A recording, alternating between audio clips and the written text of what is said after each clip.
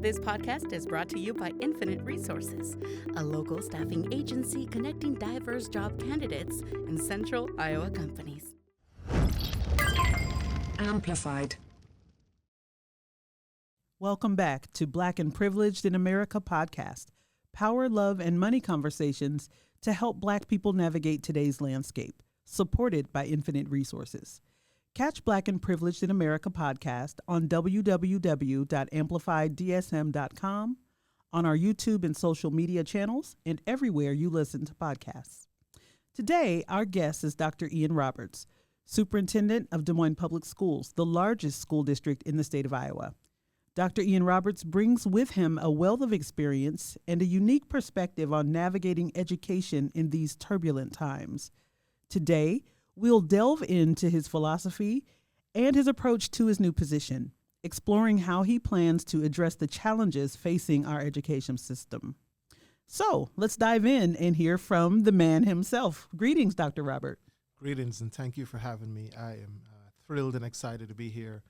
So looking forward to our conversation and just offering any thoughts or insights, particularly around pre-K-12 education.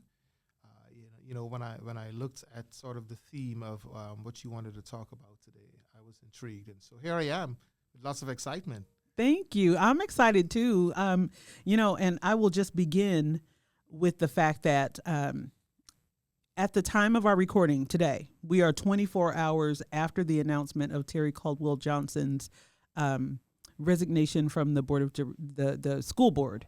Terry is a former board president and just a force in our city, in our community, and in the school district. And I want to read something that she said when it was announced that you were going to be our new superintendent. Terry said, "Good leaders listen and learn." And then following that statement, "Good leaders listen and learn," she introduced you to the city. What do you make of that? And tell me about your ability to galvanize people by listening and learning. Yeah, absolutely. Certainly today and the last week or so has certainly been sort of bittersweet for me as we think about Terry Caldwell Johnson, a stalwart in not only Des Moines Public Schools, but in this community, someone who was really responsible for my being here in Des Moines. And when she referenced just this sort of tenet that good leaders listen and learn, it resonates with me. I believe that even during my interview, it's one of the approaches that I shared that is a part of my theory of action. And that is my commitment to come and spend the first 90 days in this tenure, first of all, listening, and then secondly, learning. And I'll add a third L, and then start to lead. Wow. Listen, learn, lead. Yes.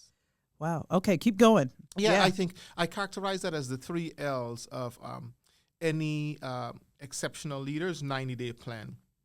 I think it's incredibly important for us to listen not only with our ears, but to listen with our eyes and our instincts, right? We want to make sure that we are making observations about the community or the people that we have been charged with leading. And so coming into this just amazing community here in the city of Des Moines and having the opportunity to serve the largest school system here in the state of Iowa, I wanted to make sure that I sort of tempered my own enthusiasm to make change, to take action by listening to every single stakeholder, every person with whom I came into contact. And that's exactly what I've been doing now that I've been in this role for 8 months, 5 days, and just about 16 hours. Oh, geez, you know it down to the minute. Yeah, but it's a joy to be here and certainly listening, then focusing on learning, and certainly leading thereafter is certainly my approach and my theory of action. So when you spent time, I'm really fascinated by the Listen, Learn, Lead 90-day plan. Yes. That's awesome. I hope that's a takeaway for people. As you began to listen to the community, to stakeholders, what did you hear? What were people saying? Because the idea, the narrative that we would get from media is that maybe you would hear people complaining about books or complaining about curriculum or race or gender or any of the reforms that the governor has proposed. So what were you hearing? And during the sort of the first 90 days, I heard all of the above and Ah, even more, okay. right? And so that's expected. And during my listening tour, if you may, I have no agenda. I minimize my expectations, and I come into the space with an empathetic listening orientation, right? And that is, I really want to be able to not only listen and not to listen for accuracy, but to listen for understanding. I think too often leaders, we listen for accuracy. We want to know whether or not something is factual or not. We want to question where someone got their information. But when you're listening from an empathetic orientation, which is how I approach my listening session, is I'm listening to try to ascertain from our community members individually and as a collective, what are their dreams, hopes, and aspirations for Des Moines Public Schools? And that is what I want to be my takeaway, right? So while I may come in with a theory of action, spending an inordinate amount of time listening will give me the kind of information and data, both quantitative and qualitative data that I need to make sound decisions so that I can essentially realize those hopes, dreams, and aspirations that a community has for me. How is Des Moines Public Schools different than the previous district that you were at? And so I think the most recent district where I served prior to Des Moines Public Schools, one of the major differences is that district is characterized as a suburban district that is academically high performing, a district that was approximately about 83 to 84% of the student population was white, 7,000 students. And so one of the major differences, or a couple I should say, Des Moines Public Schools is 4 times the size of that district. Yeah, 30,000 students? 30,000 plus students, right? 30,700 students. And so, and we are sort of in the epitome of an urban school system. And unlike my previous district, Des Moines Public Schools is one of the most culturally, linguistically, and economically diverse school systems, not only here in the state of Iowa, but in the country, right? Here in Des Moines Public Schools, more than 83 different languages are spoken, and we have students from more than 110 different countries. And so I often say that that's our superpower. Our diversity is our superpower. So it's interesting that you bring that up. I think I agree with you that type of diversity is indeed our superpower as a community. It makes us stand out in a place where, we're surrounded by corn. I think we stand out for a bunch of different reasons, and that is certainly one to be proud of. As I said before we began, I spent the majority of my day at my alma mater, Hoover High School. Go Huskies. Go Yes, Huskies. yes. And these kids had no idea what the dog pound was, and I was deeply disappointed by that. They call it like the student section or something. I'm like, what? That's whack. It's the dog pound. So but we anyway, have work to do. We have work to do. Okay. Yes, our cultural memory is being threatened just as a collective. They need to know what the dog pound is. But one thing that I recognized as I'm walking the halls, so let me just frame the occasion. So I was there to speak to some students involved in a program called IJAG, and I talked to 4 groups of students. I felt enlightened and enriched after being with them. The energy level just gave me life. And so at the end of the day, at the end of my day, the students took me on a tour of the building because it had been nearly 30 years since I'd been there, since I graduated. And I wanted to see all of the changes and improvements. And indeed, it's a whole different place. Still same vibe, but different. And they've made the school their own. And I think every school should be that. The students should be able to take ownership. One thing I appreciated was that very clear diversity that you talk about was in the building. And it was beautiful. I mean, I can't count how many different types of people I saw today. So how do you intend to be a proponent of increasing enrollment and making sure that we capitalize on all that great diversity? Because I know right now one of the challenges is low enrollment. So what's your plan for addressing that? Yes, absolutely. No, we recognize that in 2024, right, now more than ever, our parents and certainly students have this proclivity to sort of not only remind us that they want to have agency around where they go to school, certainly where they live, but agency around how they want to be educated. And so with that said, what we have seen is a steadily declining enrollment over the last probably 3 to 5 years. And so having looked at that trend data, we have decided, while this is a little bit more reactive, but we have decided that we have to embark upon a strategic plan to stem the tide, right? And one way of doing that is we are planning to reimagine education. And by reimagining education, we are saying to ourselves, what can we do that is innovative, creative, and albeit, may I say, and radical in terms of how we're going to provide educational opportunities to our young people, right? No longer are students so inclined to necessarily just come to a brick and mortar building and spend 6 or 7 hours. And so with that understanding, we are assessing 3 things. 1, what is the best way to provide instructional and educational opportunities to our students? 2, what are some of the most creative and innovative instructional models that will get us to the desired outcome of really exposing students to a quality pre-K-12 educational experience? And then 3, what does that look like in terms of how we are engaging not only with students but with the community? We want to make it sure that there's a compelling case that will sort of make every single student and their parents see Des Moines Public Schools as the school system of choice, because again, they have options. And similar to sort of the approaches that are taken by Fortune 500 companies or the retail industry, we want to make sure that the quality of our product is so enticing that students are hesitant to say no. They want to come here and become here, which is our theme right now. I've peeped your theme, and I think that's really, really cool to say, come here, become here. So awesome.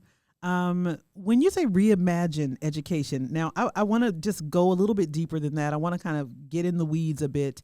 Are you talking about online schooling and things of that sort? And then the barriers that come along with those innovations, how are you prepared to address those? Not every student's family has internet access or the proper equipment to make that happen. So what does that look like? Absolutely. So yes, we are certainly aware that even as we embark upon this journey of innovation and creativity around delivering an instructional model in the pre-K-12 experience to students, that we are going to encounter some barriers. And some of those barriers include access. And access by virtue of the fact that 76% of our students are eligible for the federal program of free and reduced meals, right? Meaning that many of them are living at or below the poverty line. But one of the things that we are messaging to students and we're championing is that your zip code will not determine your trajectory, right? Your zip code will not determine how much you achieve. And so we are setting out upon this journey to make sure that we are meeting students where they are. We want to make sure that we are partnering with parents. And then thirdly, you want to make sure that we are leveraging all of the additional resources from the community, both locally and nationally, to provide our students with the quality sort of instructional and educational experiences that they need and that they deserve. You mentioned and you referenced online learning. That's an option for us, right? We currently have an online program that serves our high school students, and we call it our virtual academy. And it's an academy that meets the needs of a certain group of students, and they're excelling.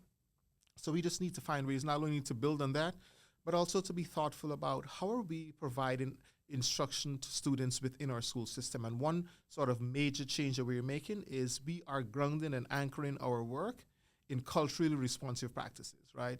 And meaning we want to make sure that in every single lesson, students can see themselves. We want teachers to acknowledge and highlight and elevate the lived experiences of students, even as they're teaching them reading, writing, math, science, and social studies. So how do you balance that with state law? I mean, because if you teach or attempt to teach a divisive concept, then you could potentially be breaking the law in Iowa.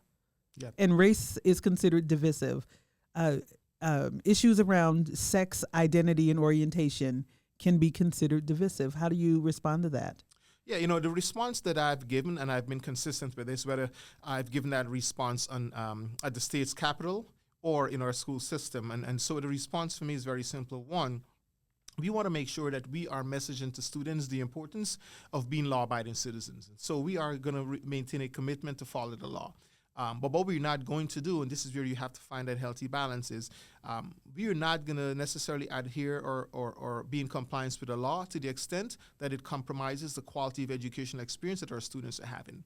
And so, when I hear sort of terminology or sort of philosophical approach that says if you talk about race or diversity, equity, and inclusion, those things are divisive and they're not sort of politically correct. Well, I'm not going to whitewash our educational content. I want to make sure that students are getting a well-rounded education. And Can so I that's just where pause here real quick, Dr. Roberts? Yes. I just want to snap my fingers. You said you're not going to whitewash the content of education. I'm not, because there's so much quality and value in making sure that we are exposing 100% of our students to an authentic, genuine, and robust education model. And that's what we're going to do. Yes, the law will always be the law, but we are never, ever going to compromise the quality of education that we're providing to any of our students who knock on our doors. I feel like you are, that's a revolutionary statement, and I appreciate that. So given what you're saying, how do you plan to promote DEI, diversity, equity, inclusion, not just in the curriculum, sure, but on a broader scale of with the administration, with teachers? What does that look like to put those plans into action on a larger scale? Yeah, so in Des Moines Public Schools, for us, DE&I is not just another sort of acronym, right, or not a pleasant-sounding education rhetoric. For us is making sure that we are ingraining the practices of inclusion and diversity and certainly cultural responsivity in three different ways, right? I like to think of them as what I call the functional dimensions of cultural responsiveness. And the first is what we call the personal dimension, and that is we want to make sure that every single adult, regardless of their lived experience, is exposed to bias training, implicit bias training, is exposed to what it means to have unconscious biases. And so we have a lot of intentionality around exposing our leaders, and eventually we will do so with our teachers. Is that a mandatory thing? Will you make it mandatory, or is it optional? Yeah, no, it's not an option, right? And so, having at least one meal a day or ingesting something, oftentimes it is optional. You can make that choice, and you can probably still live a healthy life. But when you are serving and leading children, particularly in a large urban school system, exposing yourself to content that challenges you to examine your own unconscious or implicit bias is not an option. It's a necessity. And so that's the approach we're taking. And so it's the personal dimension where we're pushing people with whom we work to think about that. And the second is what I call the institutional dimension. And this is where we have to look at all of our practices, that many of which we've had in place for the last 10, 20, or even 30 years, that are devoid of cultural responsivity or the tenets of diversity, equity, and inclusion. One way that we've done that is to look at our human resources practices. How are we interviewing? Are our interview questions reflective of the communities that we're serving? And so that's the second way. And the third way is we're looking at what I call sort of the leadership dimension, and that is how are the adults in our system engaging with each other, and are they engaging with respect, acknowledging every single person with whom they come into contact, even if they do not have shared lived experiences. And we want to make sure that becomes a part of our culture, right, in the school system, and it's not something that you can opt in or opt out of. If you choose to do so, then Des Moines Public Schools is probably not the place for you, because we are serving, again, a population of students where about 67% of them are Latinx and African-American students. And so you have to make sure that you come in and get down with exactly who we're serving. I mean, good Lord, this is awesome. This is awesome. Okay. I want to shift a little bit. We'll come back to this. I mean, because the reason why we're here is talking about education in turbulent times. If you're just tuning in, you're listening to Abena on Black and Privileged in America podcast with my guest, Dr. Ian Roberts, Superintendent of Des Moines Public Schools. Can you share a memorable experience from your own education that has shaped your perspective on teaching and leadership? Absolutely. I think, Abena, the one experience that stands out to me is an experience where I had the encounter with an educator, a former principal, secondary school principal, who did not judge me based on my performance, but made judgments about me and decisions surrounded me based on my potential. And so, by looking at me now, oftentimes, and I know the students get a kick out of this, right? They see me 5 or 6 days a week, always dressed in a suit that is just fitted, and I'm always in their vernacular rocking a suit with some J's or some Air Force Ones. But you know what? Not to interrupt you, but I'm going to interrupt you because one of my questions is: do you always wear a suit? I mean, where's your regular clothes at? But go ahead, please continue. We'll get there. Absolutely, yes, we will. Yes, we will. And so, here's an educator with whom I, during my formative years, had an encounter. And by looking at me now in the way that I dress, no one would be able to tell that as a student in middle school and high school, I had the proclivity to engage in a lot of what I like to say in a euphemistic form, pugilistic encounters. Ooh. Yes, I had hands. That's what the kids would call it, right? Yeah. And I did not necessarily use it for good. And, at the end of most of those encounters, my opponent either ended up with a busted lip or something that was not good. And so we got to this place where I had probably exhausted all of my opportunities to demonstrate that I was a good student. And so my principal and everyone else decided it was time for me to be expelled. But what was fascinating about this experience is this principal, this educator, did not make a judgment about me based on my performance and the decisions I was making at the time, but instead she saw something in me and made the decisions based on what she thought of as my potential. And so I spent each and every waking moment today as an educator, from the time I was a teacher until now, espousing that same leadership orientation, and that is recognizing the potential in people and not necessarily their current performance. That is so amazing to me that, first of all, the teacher, that person, recognized such value in what you could be capable of, sure, despite what you were demonstrating. So I would imagine that takes a special type in order to see that in a person, particularly a child with hands. Pugilism is huge. I mean, you were squabbing. That's fighting. But what does it take for someone to be that type of educator? Because we're hearing about educators who are burned out, overworked, underappreciated.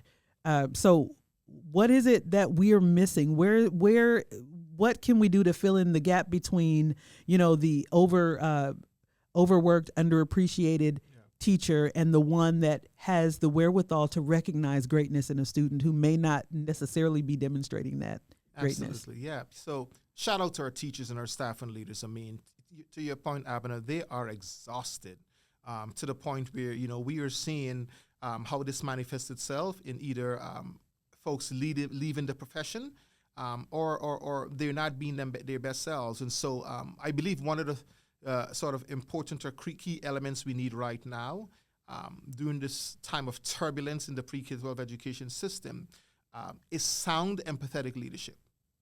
And I think we need leaders, particularly leaders in our school system, leaders who are policymakers, whether you're on the Hill or in some other office, who truly are want to make sure that they are seeing, hearing, and have a willingness to support every single teacher and every single leader. For me, every day, I attempt to model what empathetic leadership means. And by doing so, my goal is to sort of inspire every single teacher to do exactly what my principal did for me, and that is to see my potential and not just see my current performance and make a judgment about me based on that performance. I love it. I mean, you're talking about experience teachers who experience burnout or stress and ways to confront that, predominantly empathetic leadership. What about pay? What about how do you feel about advocating for higher teacher pay? That's an issue right now that is our legislature is taking up. What are your thoughts on the governor's reforms in terms of teacher pay and even the AEA adjustments that she's making? Sure. Yeah, so, we are living in a time where education and our K-12 education system, pre-K-12 education system is so politicized, right? It is. And we know who has the power of the purse, and that is the governor and legislators in the state. They do. But I have to commend the governor for just her efforts and attempt around recognizing and valuing teachers with her most recent announcement with just assigning or allocating, if you may, almost $100 million to teacher pay. And while it's not necessarily what teachers want and deserve, it's going to move the needle just a little bit. And so it speaks to her willingness. I'm not sure if I'll characterize it as generosity, but certainly her willingness to say, teachers, I see you and I value you. So I commend her for that. Now, in the district level, we have to also make some decisions. And my commitment is to make sure that we are also valuing our teachers, but also valuing 100% of our staff. And while we know that there's a plethora of research that speaks to the fact that most teachers don't leave the profession because of pay.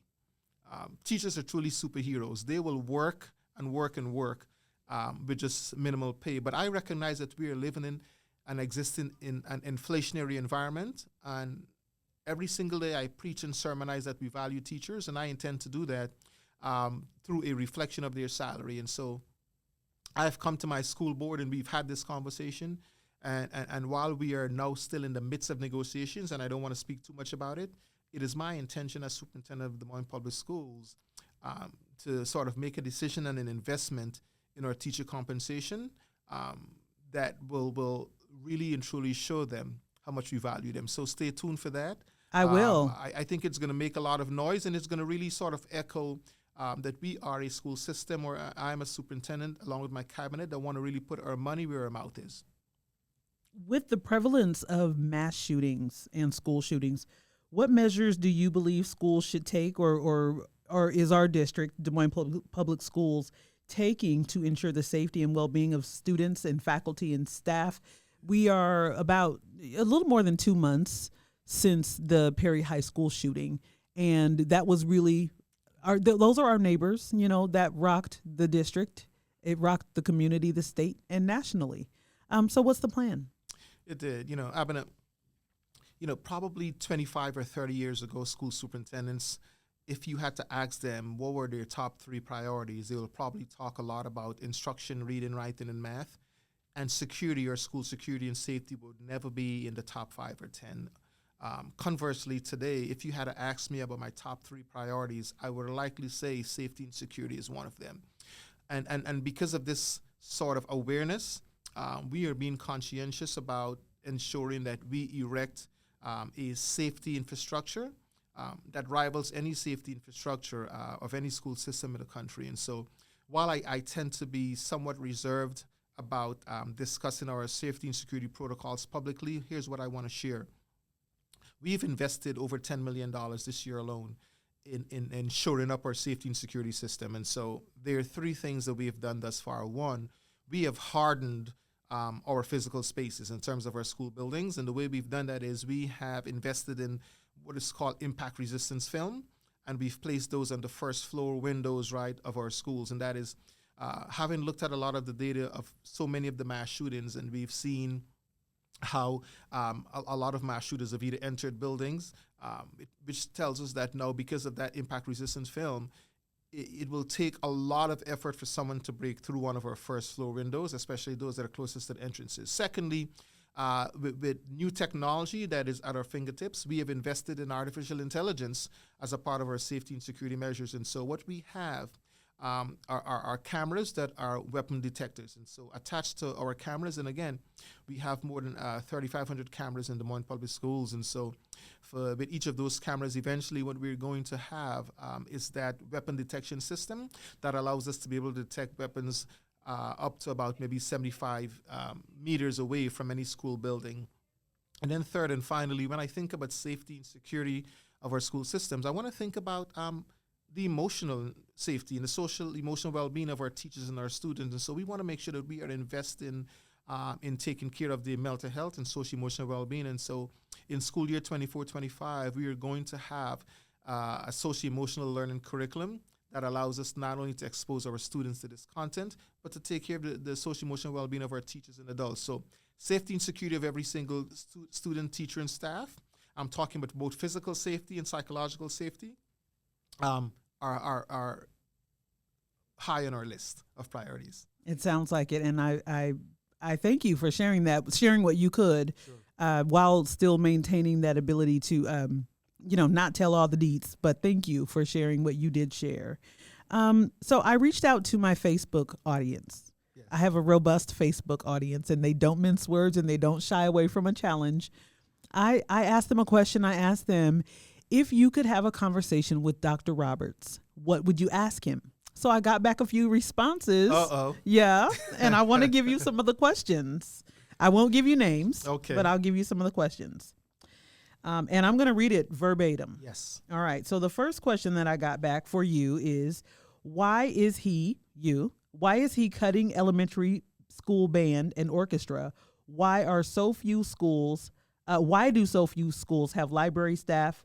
These aren't frills. They are necessities for student learning.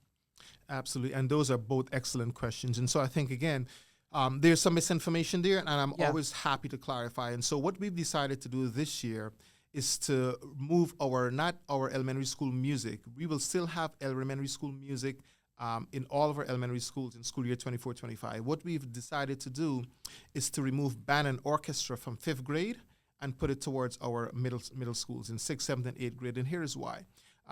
In the midst of a teacher shortage, when you have those specialty areas such as band and orchestra teachers, there's even more of a paucity of those teachers. And so the model that we have been using over the last several years is using our 8 middle school band and orchestra teachers who are teaching a full load at the middle school and then hopping into their cars during the course of the day to travel to 38 elementary schools to expose our 5th grade students to music and band.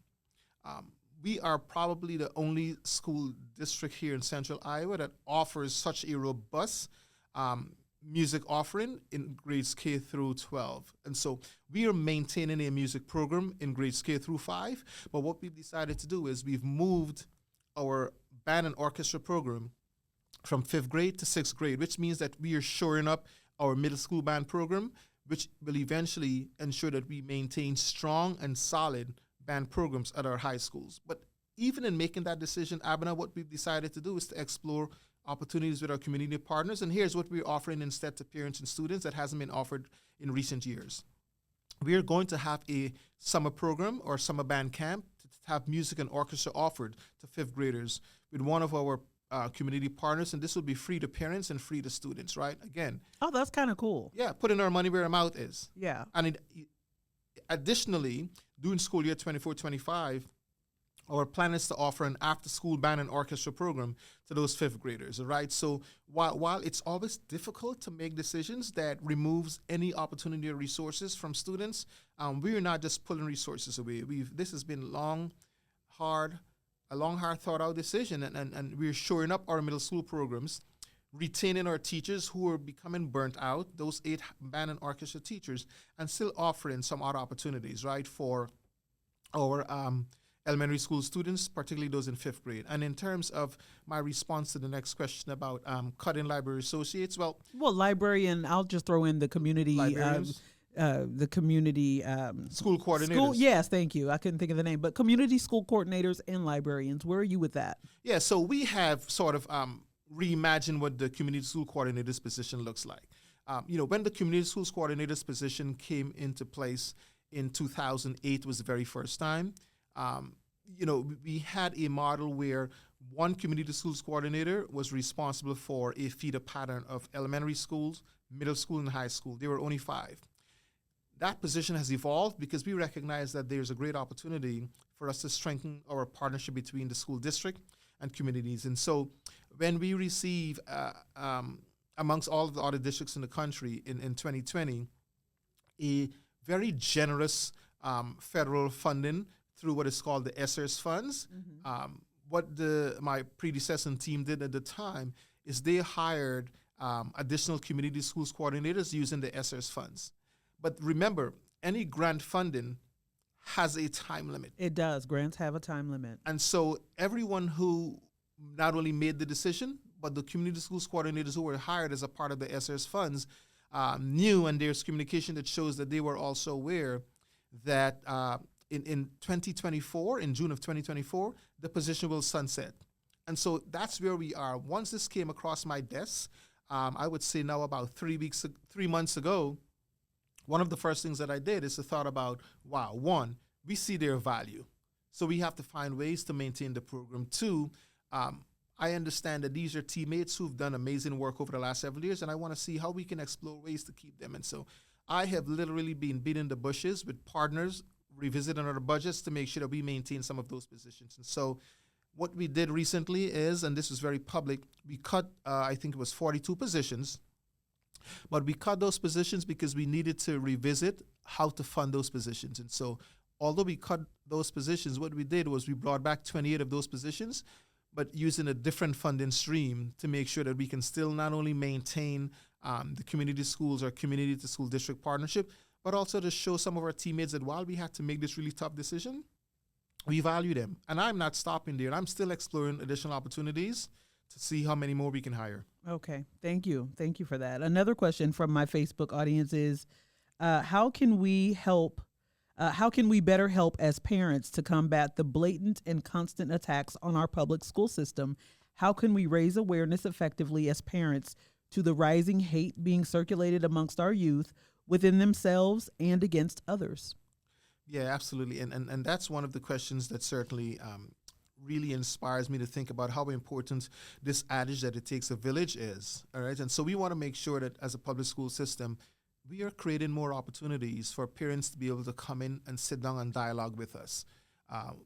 We have an opportunity to improve how we are engaging with our parents. And while many of our school leaders and teachers and community schools coordinators are doing a fantastic job of engaging with our parents, I want to make sure that that same energy and appetite is coming from the district office.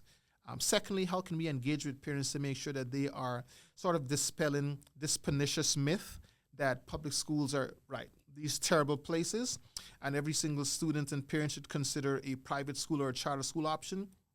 I would encourage them to just join us when we go to the state's capital and remind those legislators who are making these decisions about the value of public schools, right? It's just ironic to me how when you look at the history of so many of those individuals, they have attended and benefited from public schools and a public school education. But now for some reason, during their maturity, they have a very different philosophical and ideological approach by just, again, perpetuating this pernicious myth that public schools are not good places. Public schools have to be preserved, and we need our parents in this fight to be champions with us. Thank you. And the last one that I'll throw at you, this comes from another Facebook audience person who says, I have grandchildren in DMPS and would like to ask Dr. Roberts what he's doing to assist kids with mental health or trauma issues, particularly due to racial intolerance from their peers. She further states, I am not expecting him to be a psychiatrist. However, I'd like to know what training is provided for teachers, employees, and available resources for students who are often suffering in silence. Yeah, so first of all, Grandma, tremendous gratitude. I'm incredibly grateful. I want to say thank you for investing in the MPS and believing in the MPS. And you've done so by enrolling your students here. And so our commitment is to take care of them. And so, yes, certainly while I'm not a psychiatrist or a mental health provider, as the superintendent, my commitment is to make sure that we are investing funds in hiring those individuals who are so qualified. And so we will stop at nothing to make sure that we are taking care of the social-emotional well-being of our students, every single student who knock on our doors. And so 3 ways we are going to address that. One, by investing funds to hire more either mental health or some of our behavioral counselors. We have to do that. Secondly, we have a lot of really solid partnerships here in the Des Moines community of private practitioners, and we want to make sure that they understand our doors are open. Please find us. Reach out to either yours truly or reach out to our community and partnership office. We want to partner with you. We will find the funds to make sure we're investing in supporting our students' mental health and social well-being. And then, as I shared earlier, thirdly, we are investing in a really robust social-emotional learning curriculum that really focuses on the tenets around teaching students self-awareness, self-regulation, solid decision-making, and how to make sure that they're building strong relationships. Those are the tenets of the social-emotional learning curriculum. So, Grandma, thank you. We are going to make sure we are providing support and services to your students. And if you find that we are not meeting their needs, please reach out to us and let us know. That's beautiful. Thank you. And I'm sure that the people who submitted these questions will appreciate your responses. We're getting ready to wind down our time, but I just want to ask you, you're a Black man in charge of the largest school district in Iowa. Are you okay? Are they treating you right? I mean, are you good? What do you need? What do you need from your community? What can we do to support you? Yeah, Abena, thank serious you. question. Yeah, I appreciate that. Look, I am really in a good place. And I'm in a good place not just because of my strength or my intellectual horsepower or any of that. I'm in a good place because I realized very quickly that there's a community, not only on whose shoulders I can stand, but who have shared with me very early on that they're here for me. They're here to support the work. And while I think I know that I can get better at accessing that generosity of time, spirit, and support, I'm in a good place, and I'm going to take advantage of that. I'm committed to making sure that I'm inserting myself in this community in ways that will not only add value to me, but will also show them that I really want to be a part of this community. I moved to Des Moines, and I moved into the Des Moines proper. I'm a Southsider, right? Yeah. I'm learning very quickly that there's a lot of pride in the side of the city you live in. Southside pride is a real thing. So I'm a Southsider, right? I believe that every single, again, and this one is not politically correct, but I believe every teacher and every leader who serves and supports students in Des Moines Public Schools should live in the city of Des Moines. And I am unapologetic about that, right? And so, but I recognize that people have their own family circumstances, but I don't get this question asked often, this question about how am I doing and about my own well-being. And so this means a lot, and I really appreciate that. So thank you. But I'm doing really well because I'm inspired each and every day by the work that is before us. Wonderful. I'm glad to hear it because, Des Moines can be a fickle place. It can be a fickle place.